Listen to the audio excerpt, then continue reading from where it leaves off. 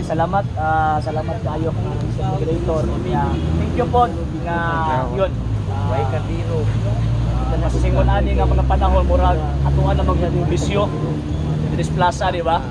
Kunya every Sunday katong mga tawag ini mga debaters yun mag-attendance gyud diri.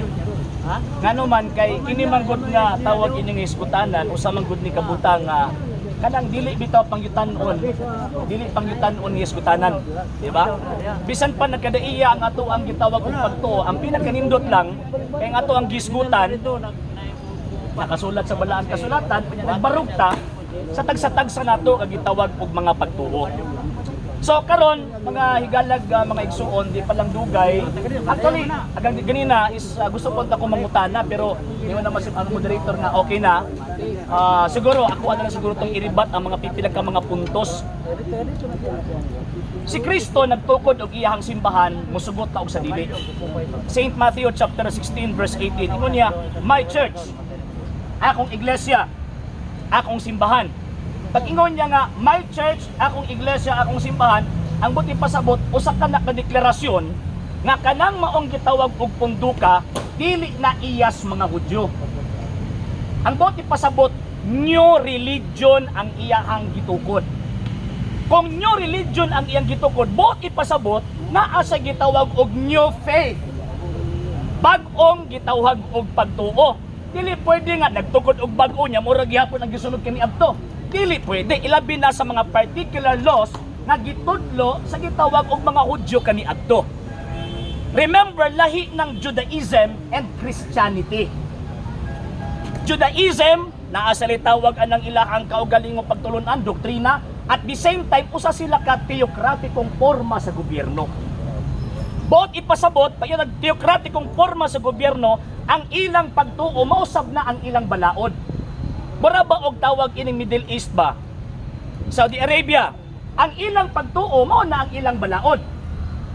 Pag makasala ka sa ilang balaod, nakasala ka sa ilang pagtuo. Mo bitaw kung mosulod ka sa Saudi Arabia, bawal ka magsulog og cross ngano man tungod kay usa sila ka teokratikong forma sa gobyerno. Insulto na ni bisan kinsang tawo nga mosulod sa ilang lugar magsulog og cross, insulto na sa ilang state ngano man kay ang ilang state naga-implementar sa ilang pagtuo. Same na sa Israel kaniadto. Ang Israel ang tibuok banay sa gitawag og Israel ang ilahang religion Judaism, at the same time mauna ang ilang balaod. Mao bitaw bisan paglangyaw nga moabot sa maong lugar, kinahanglan mosunod sa ilahang gitawag og balaod. Ngano man kay siyempre di lang kay religious law kung dili state law pud siya. Para pag diri sa Davao ba o diri sa Pilipinas, ayaw ina nga ang Amerikano pag moabot og Pilipinas ang balaod nga ilang i-implementar ang ilang balaod. Dili. Ang i-implementar nga balaod sa Pilipinas ang atong konstitusyon o nga ang tawag ini mga supporting laws, especially ka ng mga Republic Acts. So karon, ang mga Hudyo kaniadto ingon ana pod, even ang mga langyaw basta mo adtog tawag anang Israel, bisan pa og dili sila gusto mo pahulay sa anoy kapito, makapahulay sila kay state law kana. Payog state law si bisan kinsa nga di mo pahuway, patsyon man nila sumala sa balaan kasulatan. Batuhon man patsyon man. Bukol. So buti pasabot kanang giingon nga word nga nabatasan, dili na sa ingon nga tawag kinabatasan mo na ang iyang religion pagto dili. Kung dili kanang maong gitawag og pag-implementa nila pagsudlod na sa ilahang balaod kay state law kana. Karon si Kristo nagtukod og iyahang kaugalingong simbahan. Musugot tag sa dili. Buti pasabot kay new religion man, buti pasabot new faith. Pag nitag new faith man god na ay develop faith at the same time na apoy gitawag established faith sa iyaha gyud mismong panahon. So, usa man tong develop faith niya na ay mga buhat ang mga Hudyo kaniadto nga gipadayon pa ang tingnaw. For example, usa man ang gibuhat kaniadto sa gitawag og mga Hudyo nga nagpadang gihapon even sa Kristyanismo kanang pagkutlo pagtuo sa daang testamento. Pagtuo man sa mga Hudyo kaniadto o gi-adapt na sa gitawag og mga Kristiyanos, ilabi na sa Santa Iglesia Katolika, Apostolika Romana. Katong develop and establish faith, ang mauna ng bagong testamento. From Saint Matthew to Book of Revelation. So karon, unsaon man ato pag-interpret ang nakasulat? i-interpret ba nato subay sa ato ang kaugalingong interpretation? Dili, nga naman kay di kita kasabot. Ano di man ta kasabot? Kay gisulat ang maong gitawag og mga libro subay sa panguna-una og kustombre sa mga Hudyo. Pabita usahay nga kanang maminaw ko payong nabatasan ni Kristo nga mopahulay sa adlaw ikapito. Ang una-una iapil ng Pilipino, dili oy. Dili na pwede nga naman kay ang word nga nabatasan ang buti pasabot ni sunod siya sa state law. Para pag sa tuong adiri ba, katawag ini nga ato ang sa Davao City. Nabatasan nato nga every December na atay gitawag og Pasko Fiesta. Nga naman tungod kay but pasabot atuan ng kustombre subay sa gitudlo sa tuang balaod o giimplementar sa tuang gobyerno. Sa input sa balaang kasulatan, kanang giingon nga nabatasan ni Kristo state law kana, mao nang kinahanglan sila mosulod sa sinagoga adlaw ikapito. Karon, unsa may nahitabo, mosulod man gyud sila. Unsa may gihimo ni Kristo? Ingon ba sila okay na mo? Kanang pagpahuway nato sa adlaw tawag ani ikapito, okay na? Dili, di correct ni Kristo. Maod bitaw kinahanglan i-convert ang mga Hudyo padulong dito sa pagtuong Kristiyano. Kay kung okay pa tong pagtulunan sa mga Hudyo kaniadto nga gi-implementar og gisunod sa tuang Ginoo nga Kristo, no need na mag-establish og new religion si Kristo. No need na nga moingon si Kristo nga kanang maong gitawag og balaura gihimo na para sa tao, dili na gihimo, dili ang balaod, dili ang tao gihimo para sa balaod.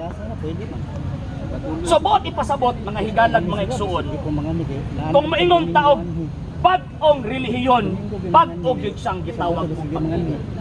Mao bitaw ang mga Kristiyanos kaniadto gilutos sa mga Hudyo, gilutos sa mga Sabadista. Sabadista man gyud naglutos adto, sugot ang sadi, di ba? Ang nagpapatay kang Kristo, Sabadista. Pagkahuman, ayon, tawag ining ang nag-execute ng Kristo nga mga Romanong pagano, di mo tuo nga si Kristo Diyos. Patay si Kristo. So, buti pasabot na ay new religion nag-i-establish si Kristo o kanang relihiyon na ingon pa ni Kristo et forte inferinon prevalibont adversus iam. Sa atong pulong, bisan hanggang haan sa impyerno dili gayud makabuntog niini. Buot ipasabot kining new religion nga iyang gi-establish from the time of the foundation until now, kanang maong gitawag og relihiyon na existido na sa tanang panahon. Ngano man kay 1 Timothy chapter 2 verse 4, kay buot sa Dios ang tanang tao maluwas ug masayod sa kamatuoran. Kay buot man sa Dios ang tanang tao maluwas ug masayod sa kamatuoran. Mo nang gimbut aniya nga kini iyang iglesia, kining pundok nga iyang gitukod, mag-existar kini sa tanang panahon. Karon niabot na ang tawag ining 15th to 20th century. Daghan na kinag-angkon. Kapila nila giangkon ang nakasulat sa balaang kasulatan. Angkon ko nga, dawaton na ako si Kristo, akong personal nga manuluwas-luwas nako. Mutuon lang ko sa Biblia, luwas nako. Mutuman ko sa adlaw ipapahulay, luwas nako. Question, mamahimo ba ng gitawag sakto? Dili.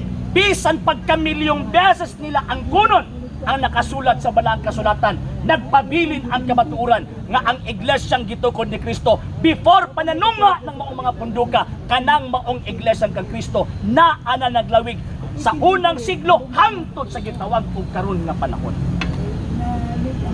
So mao na mga higalag maigsuon, mao na nga namay ginaingon nga we are free to claim. Naatay tawag anak kung sa kuan pa ba kanang bitong tanang naatay dako nga kanang bitong right nga mo claim. Pero ang question, naabatay ihatag nga pruweba. Mao bitong Santa Iglesia Katolika Apostolika Romana, di gyud na mo sugot og Bible alone, Bible alone. Ngano man kay ang simbahan iyan ni Kristo, wa man nagtudlog Bible alone. Walay. Bisan si Kristo nga founder, never nagtudlo si Kristo nga founder nga Biblia re tuuhan. Ang gisugo sa mga apostol, gisugo niya, lakaw mo sa nagkataon sa tibok kalibutan, tudlo sila sa tanan nga akong gisugo ninyo. Wa man moingon si Kristo nga pabasaha sila. Kaya para dito lang ko tawag anang sa libro, dili ngano man kay ang pagtuo sa mga apostol, nituo sila sa pulong sa Dios, nakasuwat o wala nakasuwat. Buti pasabot, refer sa scripture and also refer to tradition.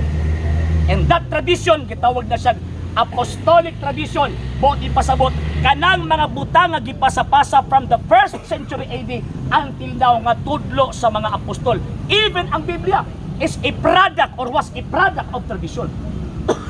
Nga naman, kay tradition, again, it is a thing, it is a teaching handed down from one generation to another generation. Ano sa namugna ang Biblia? Namugna ang Biblia 4th century. 400 years na nag-exist ang simbahang iyan ni Kristo, diha panigawas ang word nga Biblia o ang Old ug New Testament na anak isip usa ka gitawag og libro. Mabitaw nga usa sa mga dagko nga mga libro sa kasaysayan nag-ingon nga kanang New Testament mao na ang earliest written record of the Roman Catholic Church. So from Saint Matthew until sa Revelation, kanang maong mga dokumento na sa Santa Iglesia Katolika Apostolika Romana. Mabitaw nga ang interpretation subay sa gitaw na kasuwat pareha sa tuwa dinhi. Kitang tanan na amantay katungod again nga mo interpret sa ang gitawag og balaod. Pero pag magkasungi ang ang interpretation, kinsa man ang muhatag og final interpretation. Ang final interpreter sa maong balaod sa atong konstitusyon o sa ang tawag ang mga standing laws of the land, ang final interpreter mao ang Supreme Court. Kay dili mag-exist ang usa ka libro kung walay final interpreter. Mao pud na sa Biblia. Pagbatong tanawa, paggawas ni Martin Lutero, iyahay na sa nag-interpret. Abin nyo, pila nakabog sektag denominasyon karon niabot nag 63,000 ka mga sektag denominasyon. Puro nag-interpret og Biblia. Nga naman kay dili na i-acknowledge ang supreme authority to interpret the scripture. So, mo na nga buoyon tag sa dili, dawaton ninyo og sa dili or nato og sa dili, si Kristo nagtukod og iglesia o kanang iglesia hamo ng Iglesia Katolika.